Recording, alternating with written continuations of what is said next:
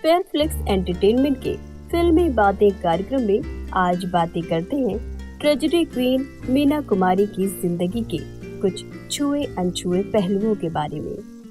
उन लोगों की तरह मुझे भी ले जाके अपनी बागान बाड़ी में रख लो। हेलो दोस्तों, मैं हूँ सीमा शाही। मीना कुमारी खुद एक बेहतरीन शायर थी और उनकी लेखनी ने उनके दर्द को बखूबी बयां किया है।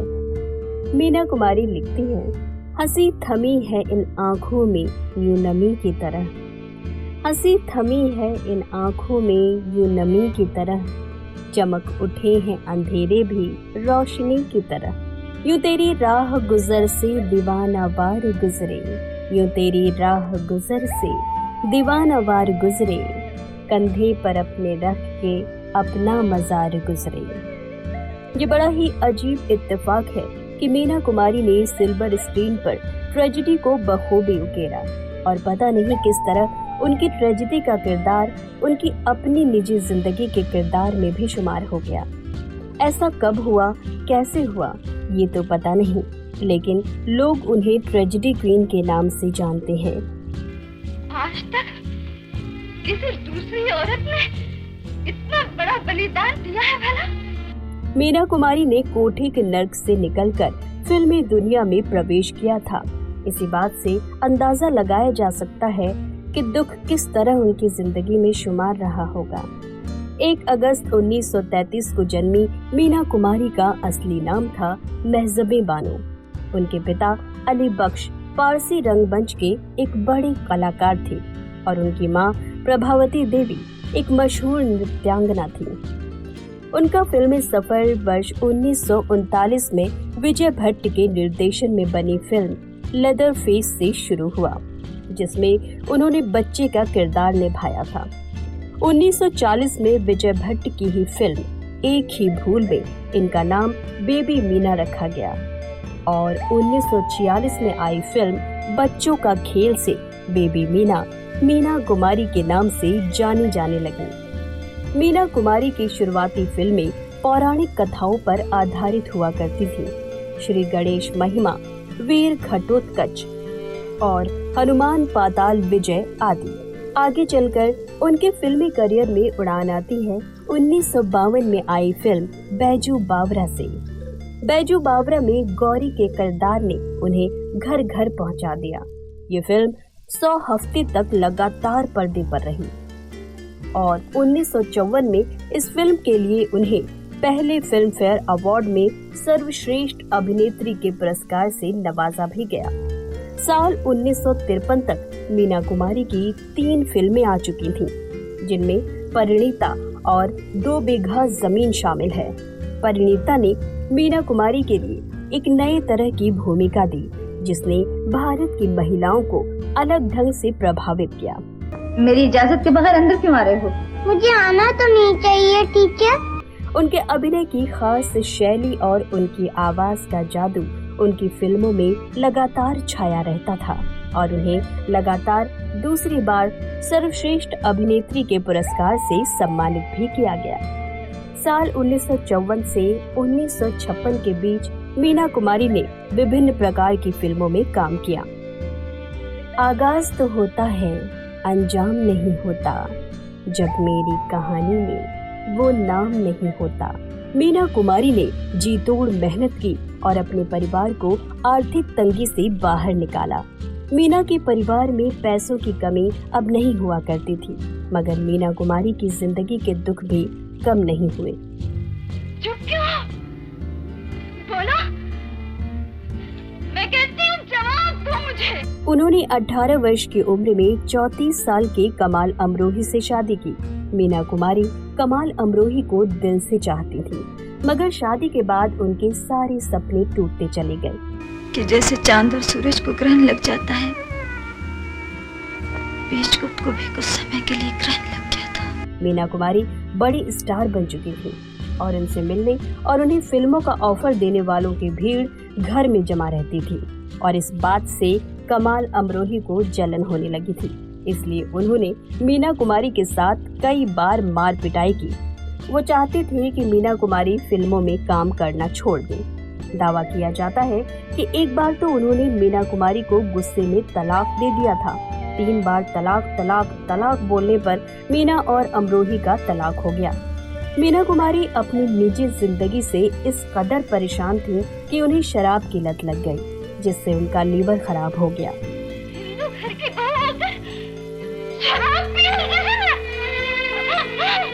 साल 1972 में महज 38 साल की उम्र में मीना कुमारी का निधन हो गया। उनकी आवाज हमेशा के लिए खामोश हो गई। मीना कुमारी की जिंदगी में इतना दर्द था जो उनकी फिल्मों में, उनकी अदायगी में भी दिखता है। चांदनी चौक और एक ही रास्ता जैसी फिल्में समाज की कुरीतियों पर प्रहार करती थीं। वहीं अदले जहांगीर और हलाकू जैसी फिल्में तारीखी किरदारों पर आधारित थीं। 1955 की फिल्म आजाद दिलीप कुमार के साथ मीना कुमारी की दूसरी फिल्म थी। ट्रेजेडी क्वीन और ट्रेजेडी किंग के नाम से प्रसिद्ध दिलीप कुमार और मीना कुमारी के इस हास्य प्रधान फिल्म ने दर्शकों की खूब वाहवाही लूटी। मीना कुमारी के उम्दा अभिनय से उन्हें फिल्म फेयर ने सर्वश्रेष्ठ अभिनेत्री पुरस्कार के लिए नामांकित भी किया। फिल्म आजाद के गाने अपलम चपलम और न बोले आज भी प्रचलित हैं।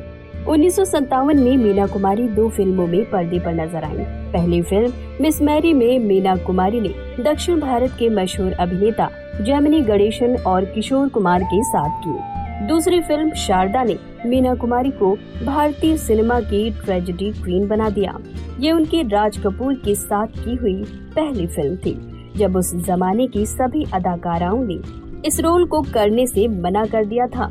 तब केवल मीना कुमारी ने ही इस रोल को स्वीकार किया था और इस फिल्म ने उनका पहला बंगाल फिल्म जर्नलिस्ट एसोसिएशन सर्वश्रेष्ठ अभिनेत्री का खिताब दिलवाया। फिल्म यहूदी विमल रॉय द्वारा निर्देशित फिल्म थी। ये रोमन साम्राज्य में यहूदियों के उत्पीड़न के बारे में थी। ये फिल्म मुकेश द्वारा गाए गए प्रसिद्ध गीत ये मेरा दीवानापन है के साथ बॉक्स ऑफिस पर सुपरहिट रही। वर्ष 1959 में देवेंद्र गोयल द्वारा निर्देशित और निर्मित चिराग कहाँ रोशनी कहाँ में राजेंद्र कुमार और हनी ईरानी के साथ मीना कुमारी दिखाई दी। साहिब बीवी और गुलाम इस फिल्म ने 4 फिल्म फेयर पुरस्कार जीते, जिसमें सर्वश्रेष्ठ अभिनेत्री का पुरस्कार भी शामिल है। मीना कुमारी के अभिनय में बनी फिल्में अपने संगीत के लिए खास तौर से जानी जाती हैं। कमाल अमरोही ने अपनी पत्नी के साथ अपनी अगली फिल्म के कथानक की रूपरेखा तैयार करना शुरू किया और इसे पाकीज़ा कहने का फैसला किया।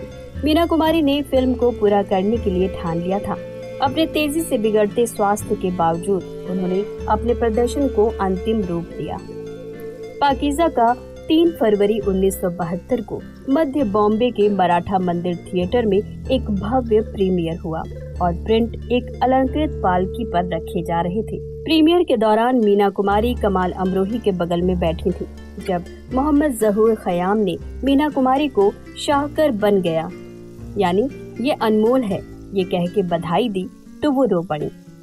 पूरी फिल्म देखने के बाद मीना कुमारी ने एक दोस्त से कहा कि उन्हें यकीन है कि उनके पति भारत में सबसे बेहतरीन फिल्म निर्माता हैं। फिल्म अंततः अगले दिन 4 फरवरी 1972 को रिलीज हुई। पाकीज़ा ने 33 सप्ताह तक सफलतापूर्वक चलने का आनंद लिया।